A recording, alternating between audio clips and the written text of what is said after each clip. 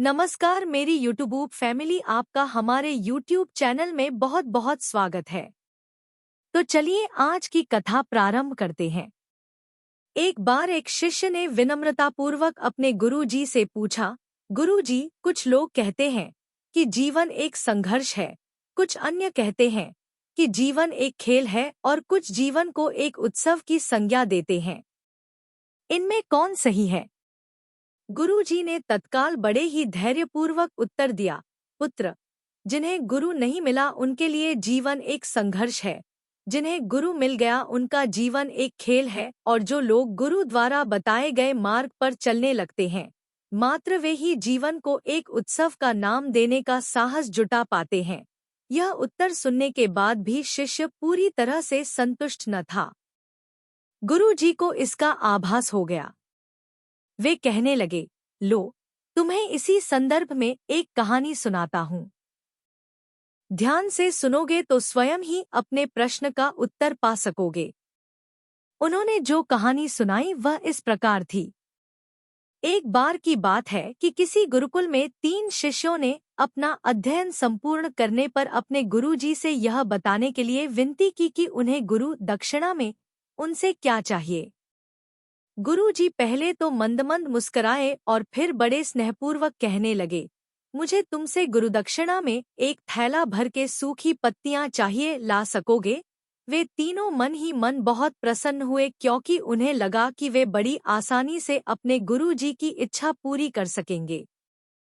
सूखी पत्तियां तो जंगल में सर्वत्र बिखरी ही रहती हैं।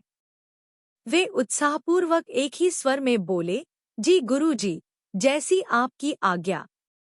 अब वे तीनों शिष्य चलते चलते एक नजदीक के जंगल में पहुंच चुके थे। लेकिन यह देखकर कि वहां पर तो सूखी पत्तियां केवल एक मुट्ठी भर ही थी, उनके आश्चर्य का ठिकाना न रहा। वे सोच में पड़ गए कि आखिर जंगल से कौन सूखी पत्तियां उठा कर ले गया होगा। इतने में ही उन्हें दूर से आता हुआ कोई किसान दिखाई दिया। वे उसके पास पहुंचकर उससे विनम्रतापूर्वक याचना करने लगे कि वह उन्हें केवल एक थैला भर सूखी पत्तियां दे दे।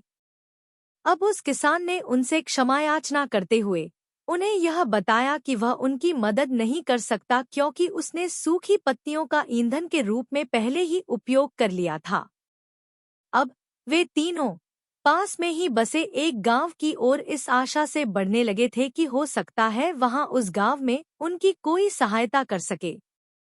वहां पहुंचकर उन्होंने जब एक व्यापारी को देखा तो बड़ी उम्मीद से उससे एक थैला भर सूखी पत्तियां देने के लिए प्रार्थना करने लगे, लेकिन उन्हें फिर से एक बार निराशा ही हाथ आई, क्योंकि उस व्यापारी ने तो पहले ही कुछ पैसे कमाने के लिए सूखी पत्तियों के दोने बनाकर बेच दिए थे। लेकिन उस व्यापारी ने उदारता दिखाते हुए उन्हें एक बूढ़ी माँ का पता बताया जो सूखी पत्तियां एकत्रित किया करती थी।